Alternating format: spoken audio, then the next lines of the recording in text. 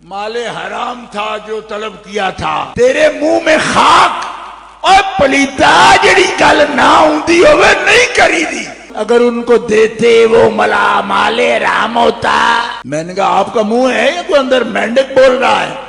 شرم نہیں آتی آپ کو؟ اپنے سابقہ بیان کو ذرا مشاہدہ فرمائیں اور ہمیں بتا دیں کہ آپ کا ایمان اس وقت پختہ تھا یا آج بغض جلالی میں جو ہے وہ ایمان کچھ کا کچھ ہو گیا۔ اس میں صرف پہلا یکون دولتن بین الاغنیاء منکم کے ساتھ یہ ترجمہ صرف سنا دیں کہ جاگیر اس کو بنانا قرآن پاک کے حکم کے مطابق حرام ہے۔ ایک دور میں قرآن کی تفسیر کچھ اور اگلے دور میں قرآن کی تفسیر کچھ ہو گئی، خود بدلتے نہیں قرآن کو بدل دیتے ہیں۔ وہ کس درجہ فقیہان حرم بے توفیق، ایک دفعہ تنہائی میں بیٹھ کر ضرور غور کیجئے گا کہ میں نے کس ہستی کو گالیاں دی ہیں کہ جن کی تعریف اللہ کے محبوب صلی اللہ علیہ وسلم بیان کر کے گئے ہیں۔ 100 دفعہ ایمان جو ہے آپ کو شرمانے پر مجبور کرے گا کہ میں نے قدم کون سا اٹھا لیا ہے۔ یہ قول امام جلالی کا تو ہے ہی نہیں، یہ قول تو حضرت علامہ شمس قرانی کا ہے، اور آپ ان کو کافر قرار دیں۔ نبی پاک صلی اللہ علیہ وسلم ان پر فخر فرمائیں، ان کی تعریفیں بیان فرمائیں۔ کچھ خدا کا خوف کرو، اپنی ضد اور انا اور ہٹ درمی میں پوری اسلام کی عمارت گرانے پہ تلے ہوئے ہو۔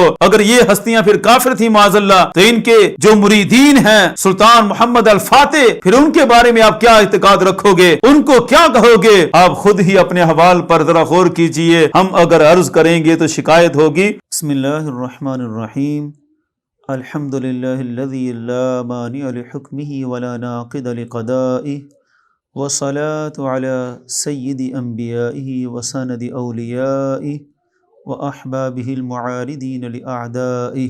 معزز سامعین کرام، السلام علیکم ورحمۃ اللہ وبرکاتہ۔ آج کا خطبہ ہم نے وہی خطبہ پڑھا جو ہمارے موصوف جناب عرفان شاہ صاحب ہر تقریر میں یہی خطبہ پڑھتے ہیں۔ یہ مناظرہ رشیدیہ کا خطبہ ہے جو حضرت نے کسی وقت یاد کیا ہوگا، تو آج جناب عالی کو یہ باور کرانا ہے کہ جس طرح مناظرہ رشیدیہ کا خطبہ حضرت کو بڑا کامل یاد ہے، اسی طرح مناظرہ رشیدیہ کے چند قواعد کی طرف بھی توجہ فرمائیں۔ ایک دفعہ پھر انہوں نے وہی بات کی جس کا جواب ہم پہلے بھی دے چکے کہ سیدہ پاک کے بارے میں یہ کہنا کہ اگر دیتے تو مال حرام ہوتا، تو یہ توہین اور بے ادبی، اور پھر اس پر کتنی گالیاں اور کس طرح کا کلام انہوں نے کیا، وہ سب حضرات سن سکتے ہیں۔ حضور فرماتے ہیں اللہ نے میرے لیے غنیمتیں حلال فرمائی۔ زور سے کہو، زور سے کہو، غنیمتیں میرے لیے حلال فرمائی۔ زور سے بولو، غنیمتیں میرے لیے حلال فرمائی۔ اب ملا کا اتنا ذہن ہے، وہ کہتے ہیں کہ جناب وہ مال حرام تھا جو طلب کیا تھا۔ میں نے کہا بے وقوف آدمی، یہ تو حضور کی خصوصیت ہے۔ حضور فرماتے میرے لیے تو غنیمتیں بھی حلال ہیں، میری وجہ سے رب نے غنیمتیں حلال کی، یہ خزائن سے خمسہ میں ایک خصوصیت ہے۔ اور وہ تو غنیمت بھی نہیں، وہ تو انعام ہے جس کو تو حرام قرار دے رہا ہے۔ حرام تھا تو حضور اسی سے حصہ لیتے تھے۔ تیرے منہ میں خاک اور پلیتا جڑی گل نہ ہوندی ہوئے نہیں کری دی، تمہیں جو علم ہی نہیں کسی بات کا بک بک کر رہے ہو۔ تو آپ کیا بول رہے ہو جی؟ اگر ان کو دیتے وہ مال حرام ہوتا۔ میں نے کہا آپ کا منہ ہے یا کوئی اندر مینڈک بول رہا ہے؟ شرم نہیں آتی آپ کو؟ کہتے جی ہمیں قرآن آتا ہے، قرآن آتا ہے تو للہ وللرسول ولذی القربی۔ یہ للہ کے پہلے جو لام ہے یہ کیا ہے؟ وللرسول کے پہلے جو لام ہے کیا ہے؟ استحقاقی کو بیان کر رہا ہے۔ یہ وَلِذِی الْقُرْبَى، تو کون ہے قربا؟ جسے جگر کہہ رہے ہیں۔ جگر قریب نہیں ہوتا، جسے کہہ رہے ہیں علی منی وانا منہ، علی مجھ سے ہے، میں علی سے ہوں، حسین منی وانا من حسین، حسین محمد رسول اللہ سے ہے، محمد رسول اللہ حسین سے ہے۔ اور حیران کن بات یہ ہے کہ تھوڑا سا عرصہ پہلے ایک کانفرنس میں جب ایک خطیب بیان کر رہا تھا مسئلہ فدق کو، تو آپ نے لقمہ دیتے ہوئے کہا تھا یہ بھی بیان کرو اللہ کا فرمان کئی لا یکون دولۃ بین الاغنیاء منکم، کہ یہ مال کسی ایک کی ملکیت میں رہنا یہ قرآن کی آیت کے ہی خلاف ہے، تو قرآن کی آیت کے خلاف ہونا یہی مال حرام ہے، اسی کو مال حرام سے تعبیر کرتے ہیں۔ گویا کہ آپ خود بھی اسی اعتقاد پر تھے کہ ایک کی ملکیت میں آنا یہ قرآن کی صریح آیت کے خلاف ہے، اور اپنے اس بیان کو سنیں، آپ نے بھی اس بیان میں پہلے یہی کہا، بعد میں کہا کہ یہ بس قربا کے لیے ہے اور قربا تک ہے، اور آگے کا انکار کر دیا۔ اس لیے حضرت اپنے سابقہ بیان کو ذرا مشاہدہ فرمائیں اور ہمیں بتا دیں کہ آپ کا ایمان اس وقت پختہ تھا یا آج بغض جلالی میں جو ہے وہ ایمان کچھ کا کچھ ہو گیا، آیات کی تفسیر بدل گئی۔ اس میں صرف پہلا یکون دولۃ بین الاغنیاء منکم کے تحت یہ ترجمہ صرف سنا دیں کہ جاگیر اس کو بنانا قرآن پاک کے حکم کے مطابق حرام ہے، کیونکہ اللہ فرماتا ہے ہم تقسیم کیوں کرا رہے ہیں تاکہ دولت چند ہاتھوں میں مرتکز نہ ہو، یہ یتیموں کے پاس جائے، مسکینوں کے پاس جائے، یہ جاگیر کسی ایک نہ ہو۔ یہ اسی آیت کریمہ میں اللہ کے آخری لفظ ہے کئی لا یکون دولۃ بین الاغنیاء منکم، کئی لا یکون دولۃ بین الاغنیاء منکم۔ اللہ فرما رہا ہے کہ یہ ہم یتیموں مسکینوں کا اس میں حق کیوں رکھ رہے ہیں؟ اس لیے رکھ رہے ہیں کہ ہم نہیں چاہتے کہ ایک لینڈ فتح کر کے ایک بندے کو دے دی جائے اور وہ پھر اسی کی ہو کر رہ جائے اور یتامہ و مساکین اس سے محروم ہو جائیں۔ اللہ تعالیٰ کو یہ بات پسند نہیں ہے، اور یہ نہیں ہو سکتا کہ رسول اللہ صلی اللہ علیہ وسلم خدا کے حکم کے خلاف فیصلہ کرے۔ آپ نے وہی فیصلہ کیا جو رب کے قرآن نے فرمایا۔ وجہ اقبال نے کہا احکام تیرے حق ہیں مگر اپنے مفسر تعویل سے قرآن کو بنا سکتے ہیں پایند۔ آپ نے وہ حال کیا کہ ایک دور میں قرآن کی تفسیر کچھ اور اگلے دور میں قرآن کی تفسیر کچھ ہو گئی۔ اس لیے ہم جو آواز بلند کرتے ہیں، کہتا ہوں وہی بات، سمجھتا ہوں جسے حق نے ابلہ مسجد ہوں نہ تہذیب کا فرزند۔ مشکل ہے کہ ایک بندہ حق بین و حق اندیش خاشا کے تودے کو کہے کوہ دما بند۔ اس لیے ہم نے تو حق بات جو ہے وہ آپ کو بیان کر دی، لیکن آپ کا یہ انداز ہے کہ خود بدلتے نہیں قرآن کو بدل دیتے ہیں، وہ کس درجہ فقیہان حرم بے توفیق۔ ان غلاموں کا یہ مسلک ہے کہ ناقص ہے کتاب کہ سکھاتی نہیں مومن کو غلامی کے طریق۔ گالیوں اور ان کی بد کلامی سے ہمیں کوئی تعرض نہیں ہے، نہ ہم ان چیزوں کا کبھی نوٹس لیں گے۔ جہاں تک اس کو بے ادبی اور گستاخی قرار دینے کی بات ہے تو اس کا جواب انتہائی ضروری ہے، اور پہلے بھی میں جواب دے چکا ہوں۔ بار بار تکرار کے ساتھ بات کرنا یہ بھی ہمارا شیوا نہیں ہے، اگرچہ وہ ہر بات میں ہی تکرار لے آتے ہیں۔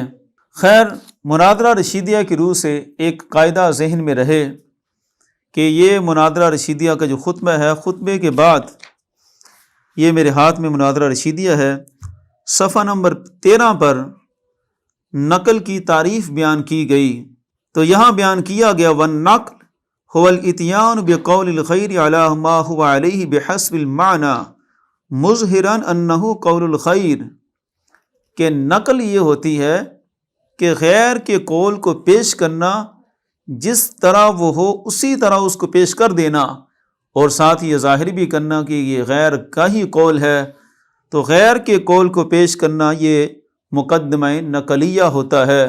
جب بھی دلیل دی جاتی ہے تو مقدمہ نقلیہ یا مقدمہ عقلیہ سے ہوتی ہے، تو مقدمہ نقلیہ میں یہ انداز ہوتا ہے کہ غیر کے قول کو پیش کیا جاتا ہے۔ تو اس کے تحت یہ ساری تفصیل مزید مناظرہ رشیدیہ میں دیکھی جا سکتی ہے کہ مقدمہ نقلیہ جس وقت مستدل پیش کرے تو اس کے ذمہ صرف اتنا ہوتا ہے کہ اس کی نقل کو پیش کر دے کہ یہ قول کس نے کیا. اب اس پر جس نے اعتراض کرنا ہے وہ مستدل پر اعتراض نہیں کر سکتا، وہ اصل اعتراض اس قائل پر ہوتا ہے کہ جس کا قول پیش کیا گیا ہو. تو یہ سارا ایک قاعدہ کلیہ ہے اور اسی پر بے شمار احکام کا مدار ہے. اور دنیاوی لحاظ سے بھی دیکھیں کہ ایک خبر نامے میں اگر کوئی خبر دینے والا کسی کی بات کو نقل کرتا ہے تو کوئی اس صحافی کو گالیاں نہیں دیتا، بلکہ جو اصل قائل ہوتا ہے اس پر بات آتی ہے، اس پر جو ہے ساری گفتگو کا مدار ہوتا ہے، اسی پر سوال اٹھتے ہیں. کوئی یہ تو نہیں کہتا کہ صحافی نے خبر دے دی تو یہ ہو گیا وہ ہو گیا، نہ، بلکہ جو اصل سیاستدان ہو یا کوئی بھی لیڈر ہو اس پر گفتگو ہوتی ہے کہ اس نے ایسا کیوں کہا. تو یہ ایک عمومی قاعدہ ہے جس کو ہر بندہ سمجھ سکتا ہے، تھوڑی سی بھی اگر فراست ہو، کہ جب کوئی مستدل، کوئی بات کرنے والا اپنی بات کا حوالہ کتاب سے پیش کر رہا ہے تو اب اس مستدل پر، متکلم پر، اس حوالہ پیش کرنے والے پر اعتراض نہیں ہوتا. اعتراض ہوگا تو اس شخصیت پر ہوگا جس کا وہ قول ہے، اس مصنف پر ہوگا جس کی کتاب سے حوالہ پیش کیا گیا. تو لہٰذا یہ مختصر سی تمہید کے بعد آج دوبارہ اسی بات کو بیان کرنے کی ضرورت پیش آئی ہے کہ حضور کنز العلماء نے جو حوالہ دیا تھا الکوثر الجاری الی ریاض احادیث البخاری، اب اس کو میں تھوڑی سی وضاحت کے لیے الکوثر الجاری الی ریاض احادیث البخاری، امام احمد بن اسماعیل شافعی ثم الحنفی، ان کے لحاظ سے بتاتا ہوں کہ جب سیدہ طیبہ طاہرہ رضی اللہ تعالی عنہا نے مطالبہ کر ہی دیا تھا تو حضرت صدیق اکبر نے کیوں نہ دیا؟ نہ دینا حضرت صدیق اکبر رضی اللہ تعالیٰ عنہ کا اسے کن لفظوں میں ذکر کریں؟ یہ شرق و غرب میں بند کان کھولنے کے لیے میں یہ جملے بول رہا ہوں.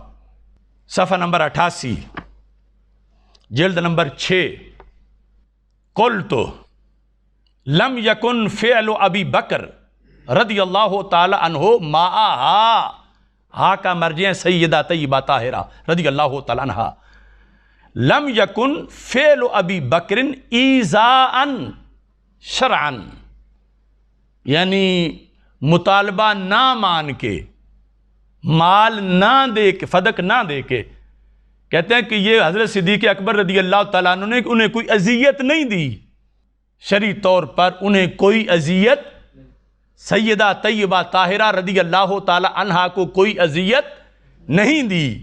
کیا ہے پھر یہ عمل، اس کو کیا کہیں گے؟ کہتے ہیں فَإِنَّهُ دَلَّهَا عَلَى الصَّوَابِ، انہو صدیق اکبر رضی اللہ تعالی عنہ نے دَلَّهَا، دل یدل، رہنمائی کرنا، رہنمائی کی سیدہ طیبہ طاہرہ رضی اللہ تعالی عنہا، سیدہ فاطمہ رضی اللہ تعالی عنہا کی رہنمائی کی، کدھر؟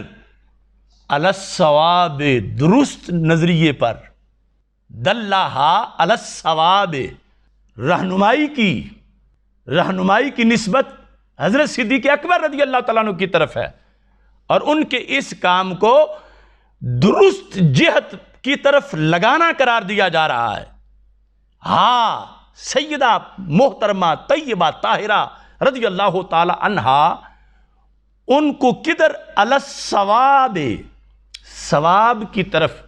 یہ ایذا نہیں تھی، یہ تو رہنمائی تھی، سیدہ پاک کی رہنمائی ثواب کی طرف.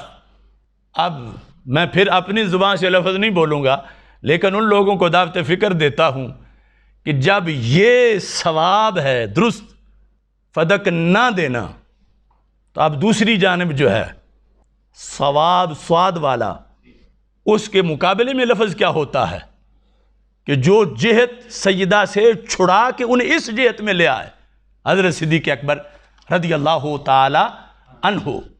اب یہ امام کہتے ہیں وَلَوْ أَجَابَهَا إِلَىٰ سُؤَالِهَا، اگر صدیق اکبر رضی اللہ تعالی عنہ بھی وہی کر دیتے جو وہ مطالبہ فرما رہی تھیں تو کیا ہوتا؟ کہتے ہیں کان معصیتاً، پھر معصیت ہو جاتی۔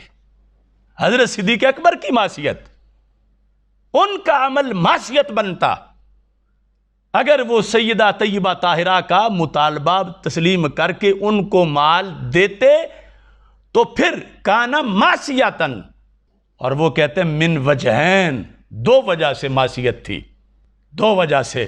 الاول مخالفات امر رسول اللہ صلی اللہ علیہ وسلم و ابطال صدقاتہ، کہ اس لیے معصیت بنتی کہ اللہ کے رسول علیہ السلام کے حکم کی خلاف ورزی ہو گئی ہے، تو وہاں تو یہ تو نہیں دیکھا جائے گا کہ انہی کی بیٹی کے کہنے پر کیا ہے، وہاں تو پہلے یہ دیکھا جائے گا کہ ان کا اپنا حکم کیا تھا۔ تو معصیت ہوتی کہ سرکار کے حکم کی خلاف ورزی ہو جاتی، اور پھر وَإِبْطَالُ صَدْقَاتِهِ، سرکار کے صدقے کا ابطال لازم آتا۔ الثانی، یہ جملے ہیں طہارت سیدہ کے لیے قلعے کی حیثیت میں اور قیامت تک کے سیدوں کی عظمت کے تحفظ کے لیے۔ کیا الثانی کیوں نہیں دیا؟ دیتے تو معصیت ہو جانی تھی، حالانکہ اگر دے دیتے تو ان کے خلاف تو آج بھونکنے والے نہ بھونکتے، مگر نقصان کیا ہوتا؟ مقدس آل کے طرف لقمہ حرام چلا جاتا۔ الثانی انہو کان ما یعطی لفاطمہ مالا حراما بلا خلاف، صدیق اکبر حضرت طیبہ فاطمہ رضی اللہ تعالی عنہ کو حرام مال کیسے دے سکتے تھے؟ جس کو شریعت نے مال حرام کہا ہو، تو یہ تھی غیر صدیق اکبر کی کہ تمہارے ابا جان نے مجھے تیار کیا اور میں تمہارے تقدس کو جانتا ہوں اور مجھے پتا ہے کہ یہ تمہارے شایان شان نہیں اس طرح ملکیت کے دینے کے لحاظ سے، لہٰذا اگر صرف یہ لحاظ کرتے ہوئے کہ سیدہ پاک نے فرمایا دے دیتے تو ادھر معصیت ہو جاتی، سرکار ناراض ہوتے، خلیفہ تم تھے تو تم نے میری ہی آل کے لیے مال حرام خود اپنے ہاتھوں سے دے دیا۔ تو اس بنیاد پر حضرت صدیق اکبر رضی اللہ تعالیٰ عنہ نے نہ دے کے مقدس گھرانے کی تقدیس پہ پہرا دیا۔ اب سوال یہ ہے کہ اب یہ قول موجود ہے اور قول حضرت علامہ احمد بن اسماعیل بن عثمان بن محمد القرانی جو کہ شمس قرانی کے نام سے مشہور ہوئے، تو یہ شمس قرانی کا قول ہے الکوثر الجاری کے اندر، اور انہوں نے اس بات کو ذکر کیا۔ سوال یہ اٹھتا ہے کہ کیا الکوثر الجاری پر گستاخی اور بے ادبی کا فتویٰ لگایا جا سکتا ہے کہ نہیں لگایا جا سکتا؟ تو مناظرہ رشیدیہ کی روح سے اب یہ فتویٰ اس قول پر گستاخی اور بے ادبی، اور چونکہ ان کے نزدیک انہوں نے جو فتاویٰ دیے ہوئے ہیں گستاخی اور بے ادبی اور کفر تک ان کے فتوے موجود ہیں، اب سوال یہ اٹھے گا کہ علامہ شمس قرانی جن کی یہ کتاب ہے، جس کتاب کا حوالہ پیش کیا گیا، ان پر فتویٰ آ سکتا ہے کہ نہیں آ سکتا؟ اولین فتوے کا رخ علامہ شمس قرانی کی طرف جائے گا کہ جن کی کتاب سے حوالہ پیش کیا گیا۔ اب یہ کہہ سکتے ہیں کہ ہاں ٹھیک ہے وہ بھی ایسے ہو سکتے ہیں، معاذ اللہ۔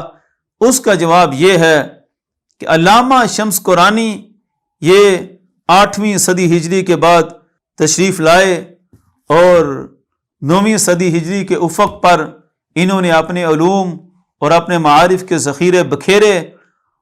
اس صدی سے لے کر آج تک ان کے علاوہ کوئی ایک بندہ دکھائیں پوری اس تاریخ کے اندر کہ کس شخصیت نے علامہ شمس قرانی پر اس قول کی بنیاد پر کفر کا فتویٰ لگایا ہو، ان کو بے ادب اور گستاخ قرار دیا ہو۔ یہ تو کوئی بات بنتی ہی نہیں ہے کہ اتنی صدیوں بعد یہ چند حضرات ہیں کہ جن کو دین کی سمجھ آئی ہے کہ ہاں اب پتہ چلا کہ یہ جناب علامہ شمس قرآنی صاحب بے ادب اور گستاخ تھے، اور معاذ اللہ گستاخی بھی وہ کہ جو کفر کی حد تک ہے۔ اور اگلی بات بھی ذہن میں رکھیں، وہ میرا کلپ نکال کر ایک دفعہ دوبارہ سن لیں، وہاں سارے حوالے میں نے تفصیل کے ساتھ دیے ہوئے ہیں۔ اختصار کے ساتھ میں دوبارہ اشارہ کر دیتا ہوں کہ علامہ شمس قرآنی کی تعریف حضرت امام سیوطی علیہ الرحمہ نے نظم العقیان کے اندر فرمائی ہے، اور علامہ سخاوی نے الضوء اللامع اس کے اندر علامہ شمس قرآنی کی بہت زیادہ تعریفات بیان کی ہیں، اور اسی طرح علامہ قسطلانی نے بخاری شریف کی شرح میں ان کی اسی شرح کا تعارف پیش کیا۔ تو یہ تینوں ہستیاں علامہ قسطلانی، امام سیوطی، امام سخاوی علیہم الرحمہ، تینوں ہستیوں نے جو تعارف پیش کیا علامہ شمس قرآنی کا، تو اس تعارف میں یہ ضرور بیان کرتے ہیں کہ یہ کوئی عام نہیں تھے، یہ مؤدب السلطان المظفر ابی الفتح محمد الفاتح، کہ یہ عام ہستی نہیں ہے، یہ حضرت سلطان محمد الفاتح جو قسطنطنیہ کو فتح کرنے والے تھے، اور سلاطین عثمانیہ میں سب سے بڑے سلطان جنہوں نے ہمارے آقا صلی اللہ علیہ وسلم کی پیشگوئی کو پورا فرمایا اور قسطنطنیہ میں اسلام کا جھنڈا لہرایا، سلطان محمد الفاتح، ان کے یہ روحانی استاد اور پیر و مرشد ہیں، اور پھر عام استاد اور پیر و مرشد میں نہیں ہیں، بلکہ ان کی تاریخ پڑھ کر دیکھیں، معجم الدولت العثمانیہ کے اندر یہ پورا انہوں نے ان کا واقعہ بھی ذکر کیا کہ سلطان محمد الفاتح بچپن کے عالم میں کوئی زیادہ راغب نہیں تھے دین اور جہاد کی طرف، ان کو دین اور جہاد کی طرف رغبت دلانے والے اور ان میں جہاد اور روحانیت کی روح پھونک دینے والے یہ حضرت علامہ شمس قرآنی تھے۔ یہ ان کا تعارف ہے، ان کے تعارف میں یہی بہت بڑا تعارف ہے کہ وہ حضرت سلطان محمد الفاتح کے پیر مرشد ہیں، اور یہ بات سب جان چکے ہیں۔ اہل علم تو پہلے بھی جانتے تھے کہ سلاطین عثمانیہ کا ایک خاص مقام تھا، ایک خاص ہی انداز تھا، ہر سلطان کے پیچھے ایک روحانی قوت ہوتی تھی، ایک روحانی شخصیت ہوتی تھی۔ تو سلاطین عثمانیہ میں سلطان محمد الفاتح کے پیچھے یہی علامہ شمس قرآنی تھے، یہی وہ ہمارے عظیم بزرگ تھے جنہوں نے حضرت ابو ایوب انصاری رضی اللہ تعالیٰ عنہ ان کی روحانیت کا فیض پایا اور ان کی قبر تک انوار کا مشاہدہ کیا اور آپ کے مزار پر روزہ تعمیر کیا۔ یہ بہت بڑی خدمات ہیں حضرت علامہ شمس قرآنی کی، اس لیے اگر ان کی کتاب پر فتویٰ لگانا ہے تو خدا کا خوف کرتے ہوئے 100 بار سوچئے گا۔ جو گالیاں آپ دے رہے تھے کہ یہ گالیاں اس ہستی کو جا رہی ہیں کہ جنہوں نے اپنی کتاب کے اندر یہ بات لکھی، اور ان کو آپ اتنی گالیاں دے رہے ہیں جن کی تعریف اللہ کے محبوب صلی اللہ علیہ وسلم بیان کر کے گئے تھے۔ مسند احمد بن حنبل کی حدیث اس کو پڑھیں، وَلَتَفْتَحَنَّ قُسْطُنطِینِیَہ فَلَنِعْمَ الْأَمِیرُ أَمِیرُهَا وَلَنِعْمَ الْجَیْشُ جَیْشُهَا۔ یہ ہمارے آقا صلی اللہ علیہ وسلم کا فرمان کہ قسطنطنیہ کو تم فتح کرو گے اور لشکر بھی بڑا ہی اچھا ہوگا اور لشکر کا امیر بھی بڑا ہی اچھا ہوگا۔ یہ تو ہمارے آقا صلی اللہ علیہ وسلم بیان کر کے گئے تھے۔ ایک دفعہ تنہائی میں بیٹھ کر ضرور غور کیجئے گا کہ میں نے کس ہستی کو گالیاں دی ہیں کہ جن کی تعریف اللہ کے محبوب صلی اللہ علیہ وسلم بیان کر کے گئے ہیں۔ 100 دفعہ ایمان جو ہے آپ کو شرمانے پر مجبور کرے گا کہ میں نے قدم کون سا اٹھا لیا ہے۔ یہ قول امام جلالی کا تو ہے ہی نہیں، یہ قول تو حضرت علامہ شمس قرآنی کا ہے، اور آپ ان کو کافر قرار دیں، نبی پاک صلی اللہ علیہ وسلم ان پر فخر فرمائیں، ان کی تعریفیں بیان فرمائیں، تو حضرت کچھ توجہ کریں۔ آپ خود ہی اپنے حوال پر ذرا غور کیجئے، ہم اگر عرض کریں گے تو شکایت ہوگی۔ یہ تھوڑا سا میں علامہ شمس قرآنی کی کتاب سے بھی بیان کر دیتا ہوں، انہوں نے جو بیان کیا تھا قسطنطنیہ کی فتح کا حال۔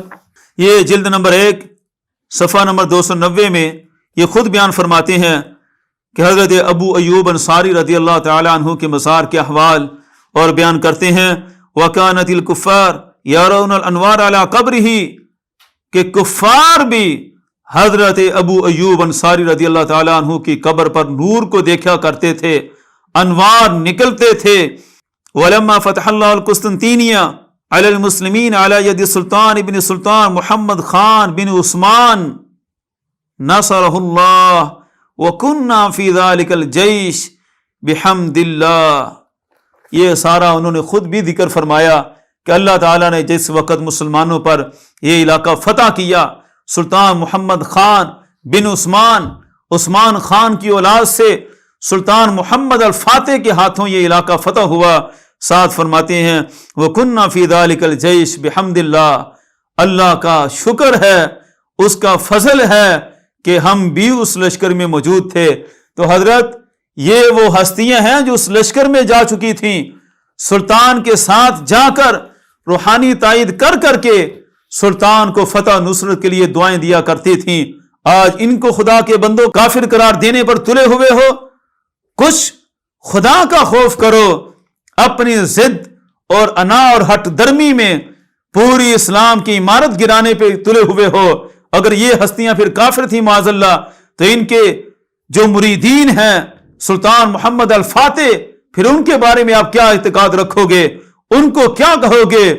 اور ان کی تو باقاعدہ تعریف ہے، امیر وہ تھے، امیر کا تو باقاعدہ نام لیا گیا، فلنعم الامیر امیرھا، امیر کا باقاعدہ تذکرہ کیا گیا کہ قسطنطنیہ کو فتح کرنے والا بڑا عظیم امیر ہوگا۔ تو اس لیے یہ سارے حقائق یہ رکھ دینا ہماری ذمہ داری ہے۔